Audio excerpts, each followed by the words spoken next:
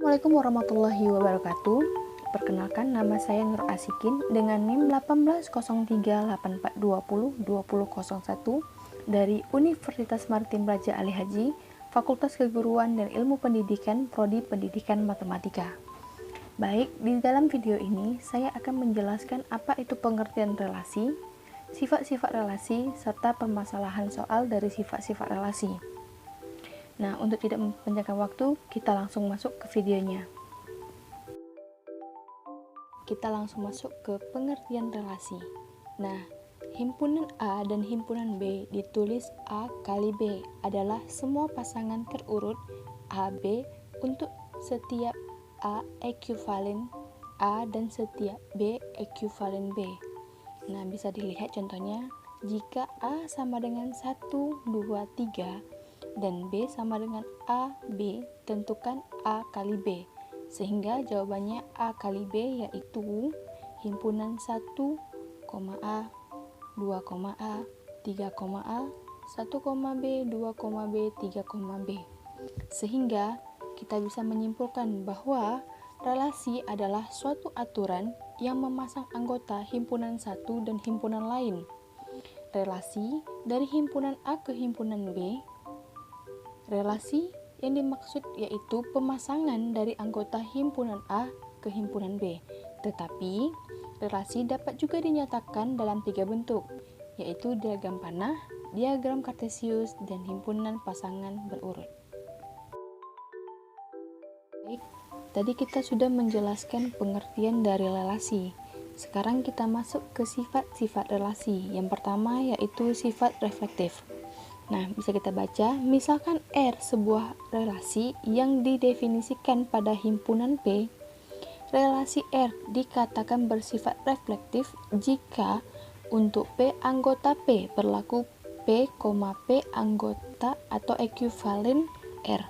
Nah, maksudnya itu di mana himpunan tersebut bertemu dengan dirinya sendiri. Kan kita bisa lihat P ketemu dengan P, itu disebut dengan reflektif. Baik, kita langsung masuk ke sifat simetris. Nah, misalkan R sebuah relasi pada sebuah himpunan P.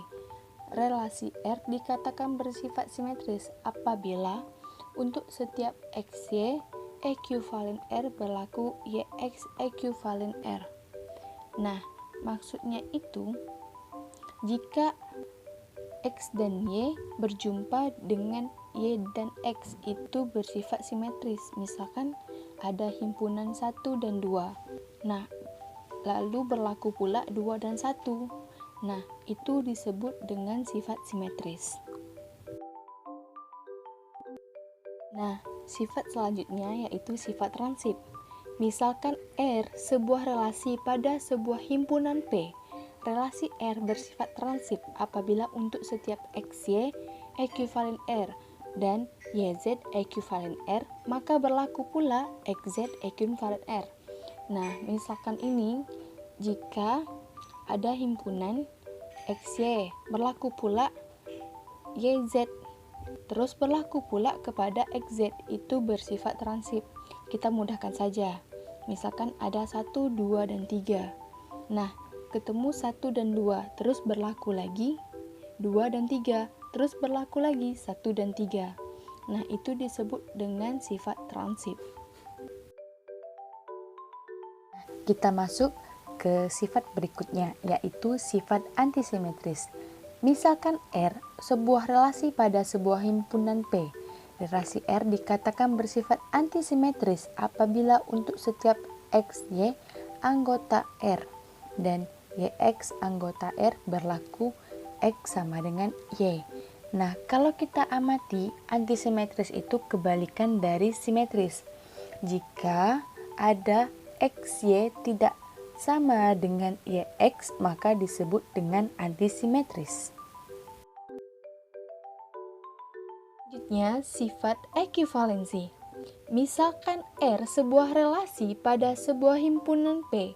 Relasi R disebut relasi ekuivalensi jika dan hanya jika relasi R memenuhi sifat refleksi, simetris, dan transif.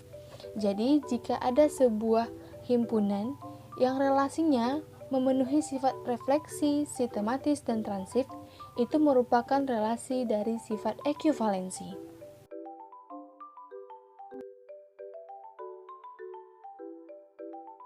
Kita masuk ke sifat yang terakhir, yaitu ordering. Nah, relasi R disebut relasi pengurutan sebagian atau partial ordering jika relasi tersebut bersifat refleksi, transif, dan antisimetris.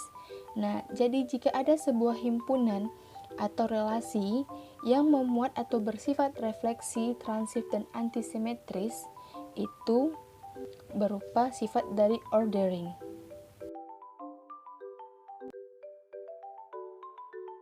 Kita masuk ke pembahasan soal dari sifat-sifat relasi. Nah, yang pertama, diketahui himpunan A357. Pada A didefinisikan R. Apakah R tersebut relasi simetris? Nah, jawabannya kita dapatkan himpunan dari R itu yaitu 33, 55, 77, 53, dan sebagiannya. Nah, sehingga relasi R tersebut tidak bersifat simetris karena 53 anggota R tetapi 35 anggota R. Soal yang kedua, diketahui himpunan B 245. Pada B didefinisikan R. Apakah R tersebut relasi antisimetri? Jawabannya, nah, himpunan dari R misalkan itu 22, 12, 22, 21, 33, dan sebagiannya. Relasi R tersebut tidak bersifat antisimetri karena terdapat 24 anggota R dan 42 anggota R, tetapi tidak 1 sama dengan 2 atau X sama. Soal berikutnya, diketahui himpunan B 567. Pada B didefinisikan relasi R. Apakah R relasi ekuivalensi? Sesuai yang kita tahu, ekuivalensi itu bersifat reflektif, simetris, dan transif. Apakah himpunan B termasuk relasi ekuivalensi? Nah, sehingga R itu himpunannya 55, 56, 65, 66, 67, 75, 76, dan 77.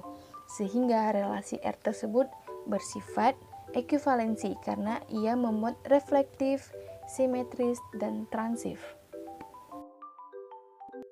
Nah, soal yang terakhir, diketahui himpunan A 1, 2, dan 3.